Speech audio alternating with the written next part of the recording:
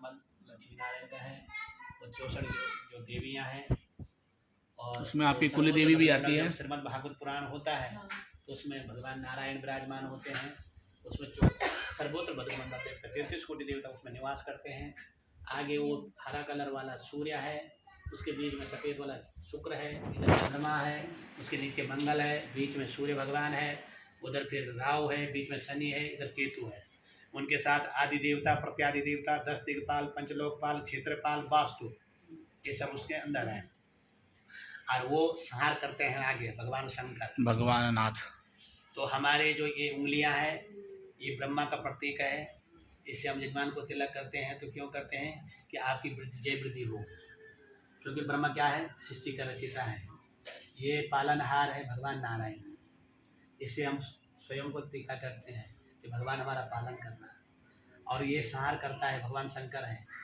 हम जब कोई भी औथी डालते हैं, पूजा करते हैं, हमें सूर्य भगवान का अर्घ देते हैं, ये उंगली और अंगूठा टच नहीं होना चाहिए कलश में।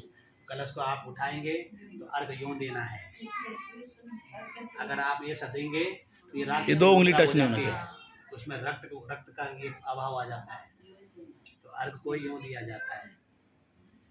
और 2 उंगलियां ये दोनों, इस वाली उंगली से कभी भी हवन हो चाहे शुभ काम कभी नहीं करना। ये केवल पितरों को, जब पितरों के फोटो होंगे वहाँ पे आप तिलक करोगे तो इस उंगली से करना है, क्योंकि ये उद्धार के लिए है, कल्याणकारी। आप लड़ाई झगड़ा करते हैं किसी से तो आप क्या बोलते हैं, देख देख बेटा, ये उंगली आगे जाती है, बाकी उंगली नहीं जाती, मतलब कल्याण करने के लिए होती है।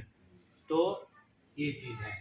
फिर उसके बाद बहुत सारे लोग बोलते हैं महाराज हमने तो बहुत पूजा किया, कुछ फल नहीं मिला। पूजा श्रद्धा से होनी चाहिए, भक्ति से, भाव से, भाव होगा, प्रेम होगा, तभी आपको फल मिलेगा। पंडित जी लोग आ गए हैं, उन्होंने अपना मंत्रोच्चारण किया और आपके मन में श्रद्धा नहीं, अरे पंडित जी आइए पैसा देना है उनको, तो पंडित जो है नौकर नहीं होते, गुरु होते हैं। तो पंडितों का आपने सुना होगा, मंत्र देवाधीन जगत सर्वं मंत्राधीन च देवता ते मंत्र ब्राह्मण धीनम तस्माद ब्राह्मण देवता। ब्राह्मण जो है ये जो देवता है, जो आपकी भक्ति है, यहाँ पे आपने मंदिर बनाया है, तो ये किसके आधीन, संसार किसके आधीन है, देवताओं के। सुबह आप उठते हैं तो भगवान को प्रणाम करते हैं, हे भगवान मेरी रक्षा करना, मुझे सदमार्ग में लेके जाना। कोई इंसान ये नहीं चाहता है कि मुझे जो है अपमार्ग में ले जाओ या मेरा अपमान हो। हर कोई ये सोचता है मैं मान सम्मान मिले। तो भगवान क्या है, संसार क्या है, देवताओं के आधीन। अब देवता किसके आधीन है, इन मंत्रों के आधीन।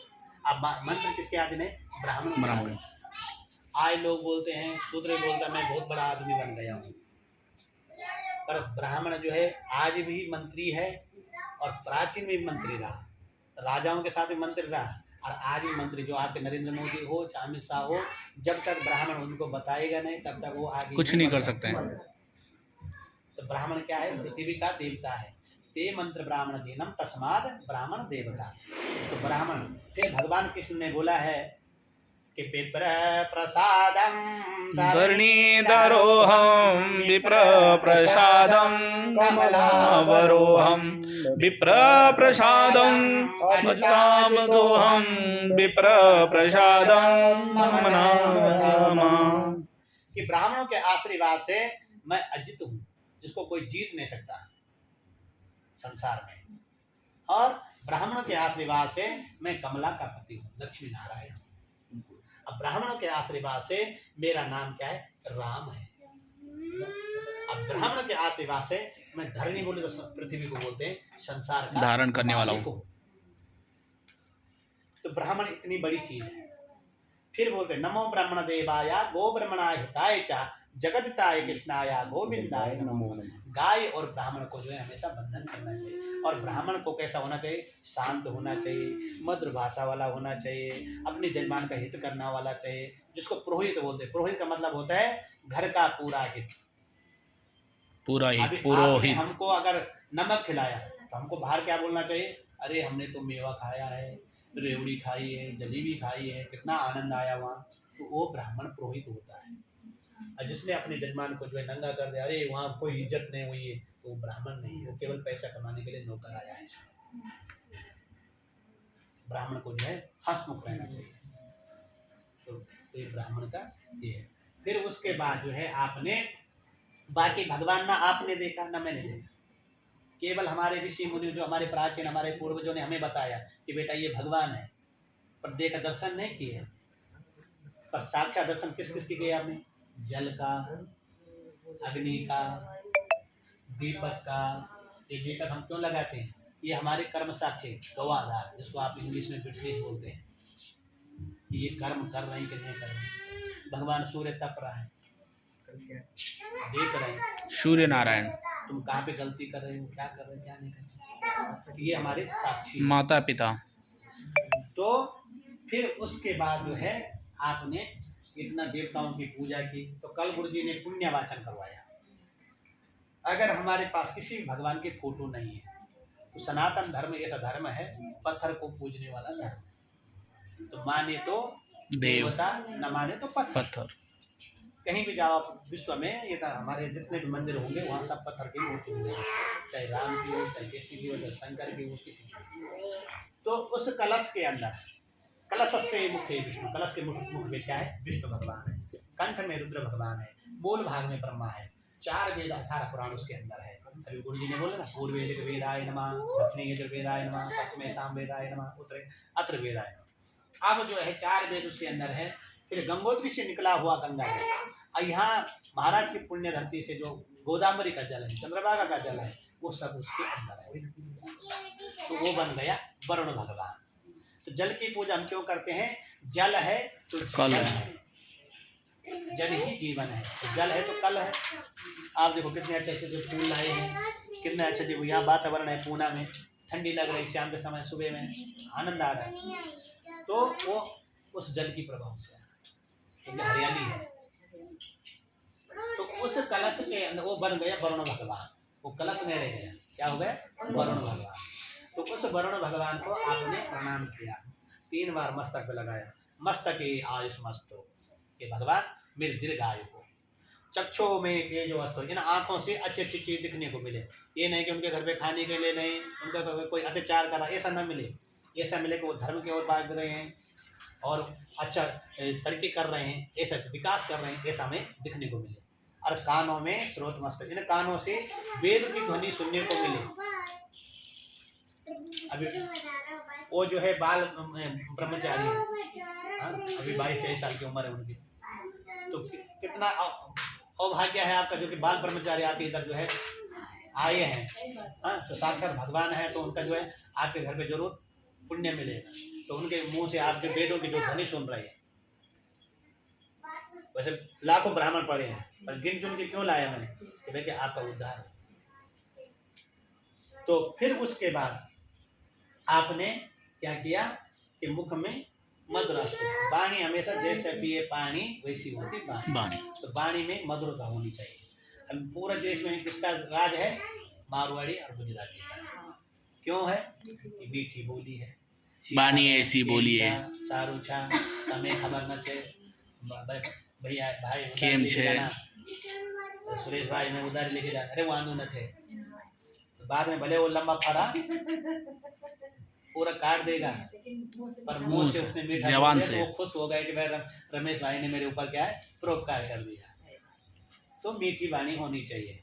और इन भावों में ताकत होनी चाहिए। किसके लिए? कि जो अपने से छोटे उनको मारने के लिए नहीं, जो मेरी बहन है, मेरी माँ है, मेरी धर्म पत्नी है, उनको कोई बुरी नजर से न देखे, ताकत।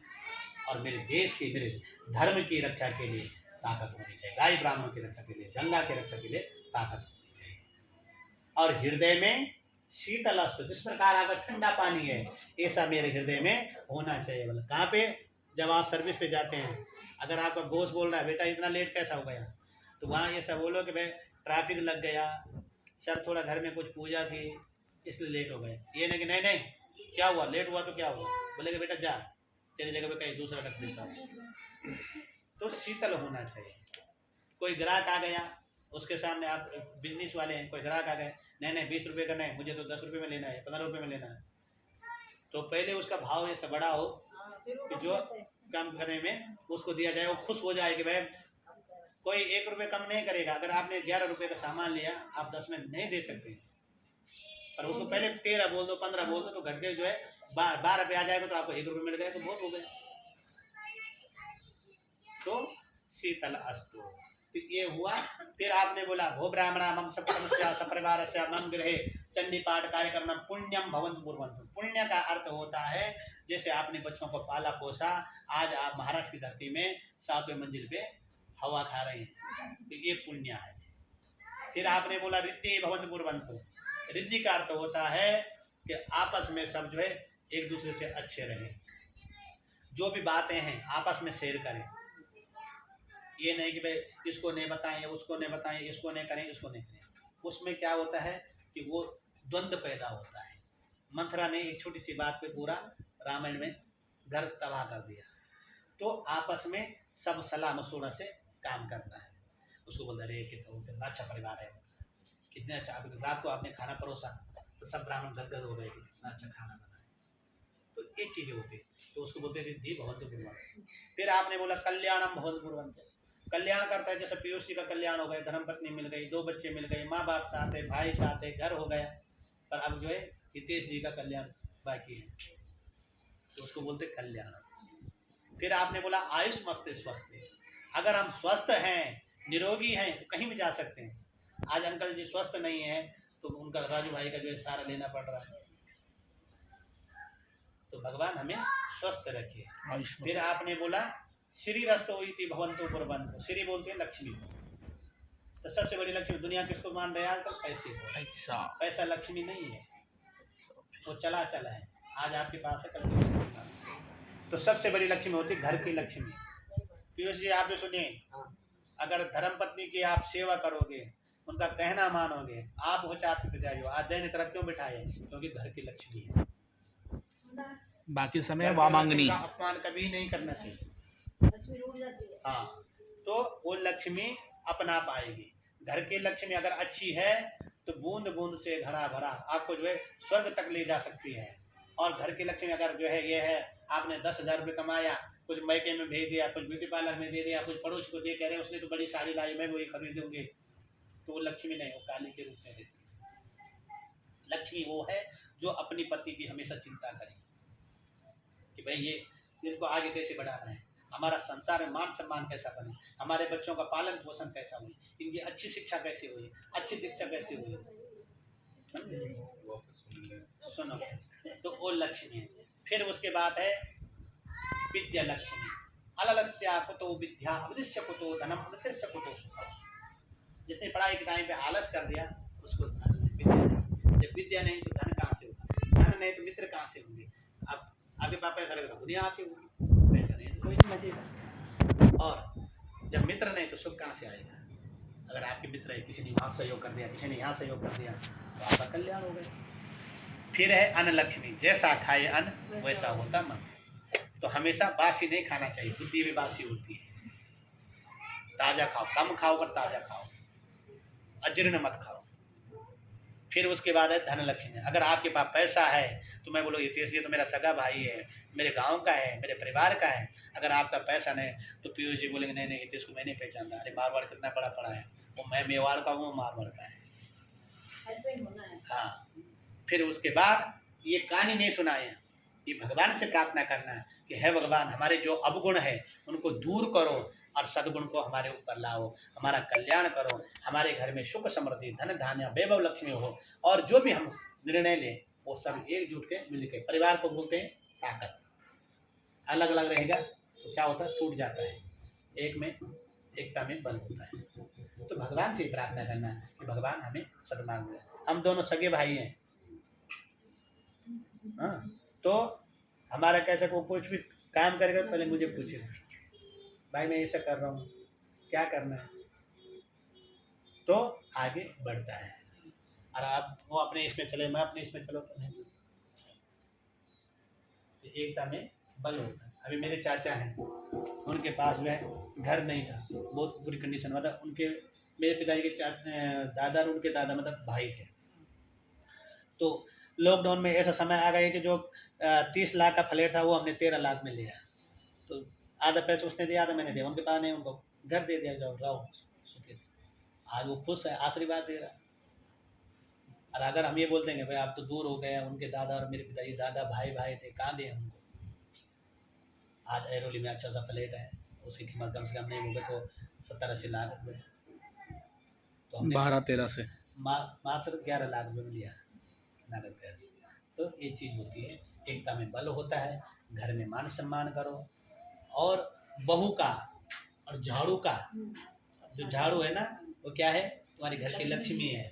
उसका अपमान करोगे तो घर में लक्ष्मी नहीं टिकेगी। बहू जो है, बहू को बहू नहीं समझना चाहिए, बहू को बेटी समझना चाहिए। और बहू को सास ससुर को माँ बाप समझना चाहिए। ये नहीं कि वो माँ बाप ने केवल जन्म दिया है। माँ बाप कौन है? जिनकी प्रॉपर्टी तुम खाओगे, जो तुमको पालन पोषण कर रहे हैं, जो तुम्हें देख रहे हैं, और इज्जत है। बेटी अपने घर की इज्जत नहीं होती, बहू इज्जत होती। जिस प्रकार भगवान ब्रह्मा तो ने जो है घर आपको में जो है सुख समृद्धि तभी रचा आती है, लेकिन पालनहार तो विष्णु है। भगवान तो हम ब्रह्मा को भी आपको बोलते बोल रहा हैं, हूँ विष्णु को भी बोलते कि हैं। मैं पूजा में आ गया, उसी प्रकार। मेरे भाई पूजा में आ गए। घर पे कौन है? मेरी धर्मपत्नी, उनकी धर्मपत्नी। तो हमारे दोनों का नाम घर पे है, इधर नहीं। मेरी माँ को कैंसर हुआ है, डॉक्टर ने मना कर दिया कि अब नहीं जिएगी, टाटा में इलाज चला, लास्ट स्टेज में थे। आज मेरी माँ को जो है 10 साल हो गए, जी रहे, टनटनी है, चल रही, घूम रहे फिर रहे। अब जो है भगवान को